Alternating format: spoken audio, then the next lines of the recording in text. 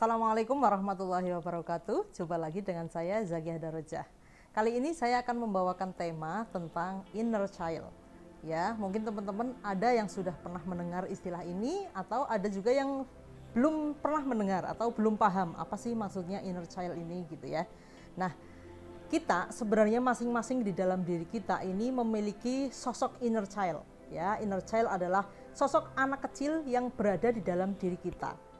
Kita biasa melihat ya, kalau orang-orang yang biasa di pemberdayaan diri pasti tahu bahwa ada seperti gunung es gitu ya, yang 12% itu alam sadar, yang 88% ini adalah alam bawah sadar yang tenggelam. Dan kita itu yang tampak itu hanya yang 12% aja gitu.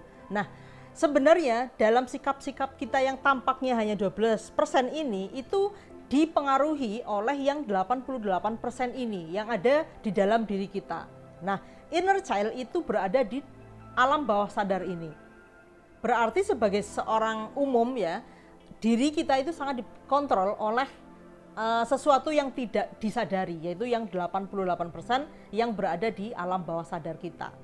Beda bagi orang-orang yang mungkin sudah tercerahkan ya, mungkin yang di bawah ini bukan lagi 88% ya, mungkin bisa berkurang atau mungkin bahkan sudah segalanya itu sudah bisa disadari, jadi nggak ada alam bawah sadar. Itu bagi orang-orang khusus ya. Tapi untuk orang pada umumnya, kendali kita itu dikendalikan oleh sesuatu yang tidak kita sadari, yaitu yang ada di dalam bawah sadar kita. Nah, kenapa yang di bawah sadar kita itu bisa disebut sebagai inner child? Ya, karena sesuatu yang ada di dalam bawah sadar itu dibentuk saat kita masih anak-anak. Ya, kita waktu masih anak-anak itu membangun sebagian besar alam bawah sadar kita. Ya, sehingga baik peristiwa yang positif ataupun negatif itu tidak akan pernah hilang. Dia terekam seutuhnya di dalam bawah sadar kita.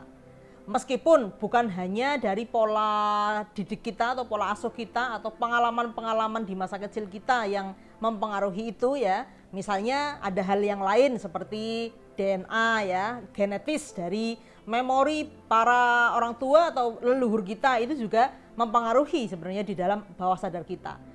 Cuma untuk menelusuri genetik kita kan tidak semudah kita mengenali memori-memori kita di waktu kecil ya. Itu kita mengenali memori kita di waktu kecil itu akan lebih mudah dibanding kita menelusuri memori genetika ya. Nah, karena alam bawah sadar kita itu dibentuk sebagian besar itu di masa anak-anak, makanya disebut sebagai inner child, yaitu anak yang ada di dalam diri kita. Jika pengalaman-pengalaman di masa kecil kita itu banyak yang positif gitu ya, mungkin akan menjadikan kita tuh minim trauma, minim memiliki inner child yang tidak memberdayakan. Tetapi barangkali di antara kita banyak yang mengalami hal-hal yang tidak menyenangkan di masa kecil yang itu tetap terbawa dan tidak hilang meskipun kita sudah dewasa, bahkan sampai tua. Itu tidak akan hilang jika kita tidak mengkondisikan dia ya. Ada orang yang sampai tua, dia tetap tidak bisa menyadari adanya inner child yang negatif di dalam dirinya sehingga tetap terekspresi dalam sebuah tindakan atau sikap yang tidak baik gitu, sampai dia sudah tua. Nah, inilah fungsinya kita yang masih muda-muda ya, memahami apakah ada inner child yang negatif yang perlu kita rekonsiliasi ya, agar dia tidak mencari perhatian dan membuat kita berekspresi seperti anak kecil yang terluka itu. Nah, kalau inner child ini yang banyak positif, itu tidak masalah. Itu berarti dia inner child yang memberdayakan ya. Tetapi inner child yang tidak memberdayakan, yang dulu kita terima saat masih kecil dan itu dipendam dalam memori, dalam alam bawah sadar kita, itulah yang perlu kita rekonsiliasi. Karena dia yang membentuk 88% sikap kita ya. Misalnya kita mudah marah, kita mudah iri dengki, kita mudah mencari perhatian, kita mudah terluka ya. Kita merasa kekurangan kasih sayang, kita selalu merasa menjadi korban, kita membutuhkan sebuah pengakuan, dan lain sebagainya, itu sebenarnya dia ekspresi dari inner child di dalam diri kita. Mungkin dulu waktu di masa anak-anak kita merasa kurang perhatian, kurang kasih sayang, selalu dimarahi, ya, selalu disalahkan, apalagi sampai kita menerima sakit fisik ya, disakiti secara fisik mungkin oleh orang tua atau orang di sekitar kita ya, itu akan membentuk perilaku-perilaku kita di saat dewasa. Dan itu seringkali kita tidak menyadarinya. Seolah-olah kita tuh, wah ini ya sudah karakter kita memang seperti ini gitu. Baik dalam bersikap, berpikir, merespon sesuatu dan sebagainya. Padahal ada inner child yang mendrive kita sehingga kita berperilaku seperti itu. Nah, ketika kita menyadari bahwa ada sesuatu yang memang harus dibenahi di dalam diri kita, sebenarnya itu sebuah satu langkah yang lebih baik ya, sebuah langkah maju untuk menjadikan diri kita lebih baik. Karena kita menyadari bahwa ada sesuatu yang salah, ada sesuatu yang perlu diperbaiki di dalam diri kita. Ya, jadi selama kita tidak bisa berkompromi dengan inner child kita, maka inner child kita yang akan menjadi tuan dan kita akan menjadi budak dari inner child kita. Tanpa kita sadari, dia akan terus membuat kita seolah-olah kita tuh orang-orang yang terluka di masa lalu itu, ya, respon kita dan sebagainya itu menunjukkan bahwa inner child itu yang sedang kepingin mencari perhatian. Nah, yang lebih berbahaya lagi, ketika kita belum bisa berdamai dengan inner child di dalam diri kita, kita akan meneruskan luka-luka batin yang ada di dalam diri kita itu kepada keturunan kita. Ya, ini yang bahaya.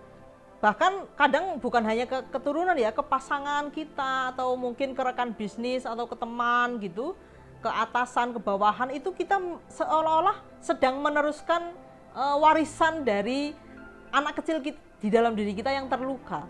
Nah, ini kalau tidak segera diatasi, ini akan tidak pernah akan selesai. Lalu bagaimana kita bisa berdamai dengan inner child kita sehingga dia tidak mengekspresikan sesuatu yang tidak baik atau sesuatu yang negatif? Nah, cara pertama yaitu kita mengidentifikasi diri kita sendiri. Ada nggak sih inner child yang negatif yang itu terekspresi dengan cara-cara kita merespon kehidupan kita itu dengan negatif juga? Ya, jika kita mengakui bahwa kita seringkali mendapatkan sebuah masalah gitu, kita bisa mengintrospeksi diri kita. Sebenarnya apa sih yang salah di dalam diri saya sehingga saya menghadapi masalah ABC misalnya. Nah, ketika kita menyadari diri sendiri, berarti kita bisa mengidentifikasi di dalam diri kita tuh apa yang salah tuh di bagian mana gitu. Dan kita bisa memilah satu persatu gitu ya. Hal-hal apa yang kira-kira itu membuat diri saya merespon dengan kurang baik apa yang hadir di dalam hidup kita. Kalau kita merasa ada sesuatu yang bermasalah dan kita mau mengidentifikasi diri kita, sebenarnya itu sebuah langkah yang sangat bagus untuk berkonsiliasi dengan yang namanya inner child ini. Selama kita tidak merasa ada sesuatu yang salah, selama kita merasa baik-baik saja, meskipun masalah bertubi-tubi datang, itu berarti belum ada tanda-tanda bahwa kita mencoba untuk bisa berdamai dengan inner child itu. Nah, dengan kita mau mengidentifikasi diri, kita mau menelaah diri sendiri, itu sebuah langkah awal untuk berdamai dengan yang namanya inner child. Lalu langkah yang kedua, kita mengakui bahwa memang ada sesuatu di dalam diri kita yang terluka, yaitu inner child kita yang terluka. Kita terima dia, kita tidak menolaknya, kita rangkul dia. Kita akui bahwa kita memang pernah terluka dan kita belum bisa memaafkan misalnya ya. Kita masih marah, kita masih memiliki emosi-emosi yang negatif terhadap peristiwa atau seseorang di masa lalu yang membuat itu menjadi trauma, yang itu menjadi inner child yang negatif di dalam diri kita, kita terima. Jangan ditolak, jangan dimusuhi ya. Rangkul dia, peluk dia dengan sepenuh keberadaan diri kita ya. Sepenuh hati kita ya. Kita peluk dia. Kalau kata guru saya ya, guru Gede Prama, itu inner child itu seperti seorang bayi yang sedang menangis.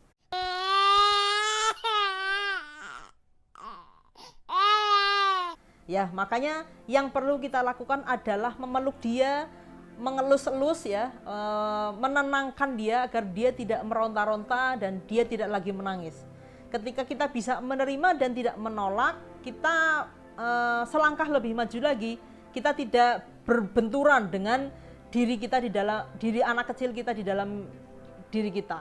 Terus yang ketiga, kita berkomunikasi dengan inner child kita.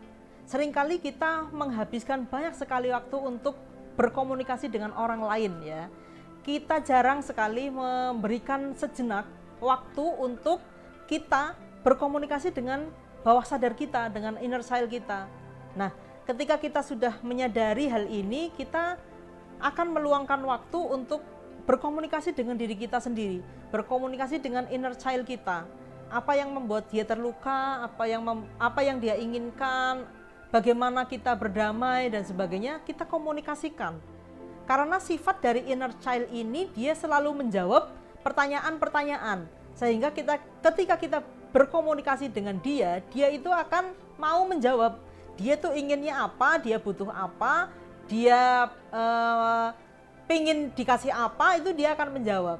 Sehingga dengan berkomunikasi ini salah satu cara yang efektif untuk membuat inner child kita itu bisa berdamai dengan diri kita yang sudah dewasa ini. Hadirkan kembali wujud sosok kecil diri kita ya di dalam diri kita dan ajak dia berkomunikasi. Kadang dengan komunikasi ini akan terjalin sebuah kesepakatan dan ini akan sangat membantu kita agar respon kita sekarang ya itu lebih baik.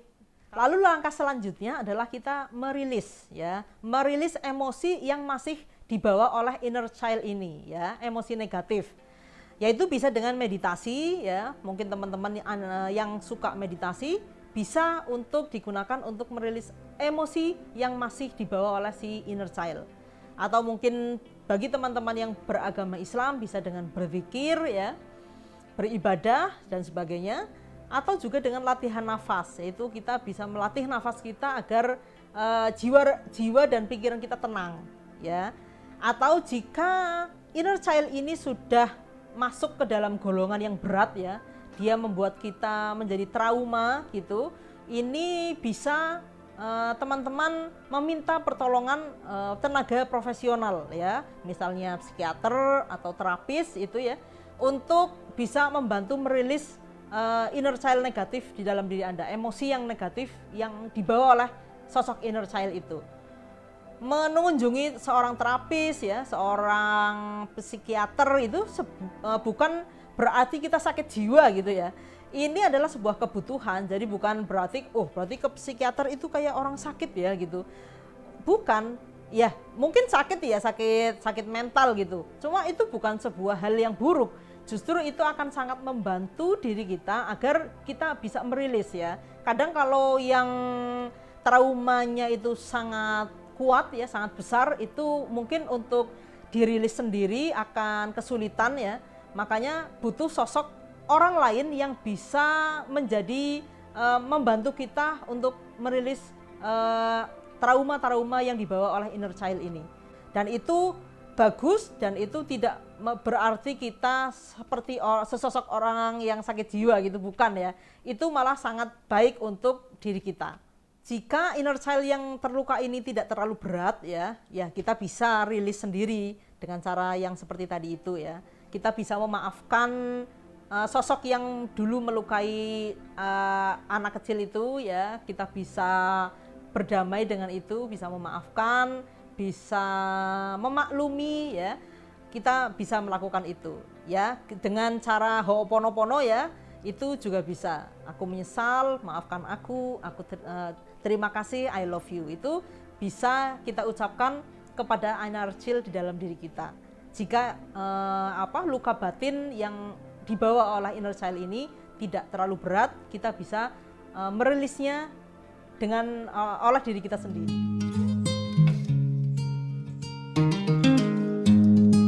Lalu langkah selanjutnya yang bisa kita lakukan, kita bisa melakukan pengasuhan ulang ke dalam inner child di dalam diri kita. Maksudnya pengasuhan ulang itu bagaimana? Ya, misalnya kita dulu kurang kasih sayang, berarti sekarang ini kita memberikan pengasuhan ulang ke dalam diri si inner child, yaitu dengan memberikan kasih sayang. Misalnya dulu inner child kita itu selalu disalahkan, berarti kita memberikan pengasuhan ulang ke dalam inner child di dalam diri kita, yaitu membuat dia, mendukung dia, mendorong dia bahwa dia itu bisa melakukan sebuah tindakan yang benar, tidak selalu salah gitu. Misalnya dulu inner child kita mengalami kondisi dimarahi gitu ya, yang terus menerus, berarti kita melakukan pengasuhan ulang, yaitu menerapi si inner child diri kita ini dengan memberikan dia kasih sayang, memberikan dia penghargaan, memberikan dia kehormatan, dan lain sebagainya. Ini contoh-contoh dari pengasuhan ulang yang bisa kita lakukan kepada inner child di dalam diri kita.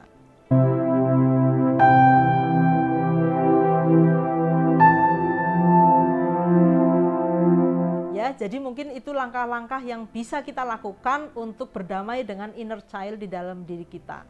Dengan kita berdamai dengan inner child, mudah-mudahan kita menjadi lebih bijaksana, lebih dewasa, sehingga dalam kita bersikap, kita merespon segala sesuatu, kita berperilaku, kita berpikir, ya, kita menjadi lebih dewasa, tidak kekanak-kanakan seperti inner child yang selalu merongrong diri kita itu, gitu ya.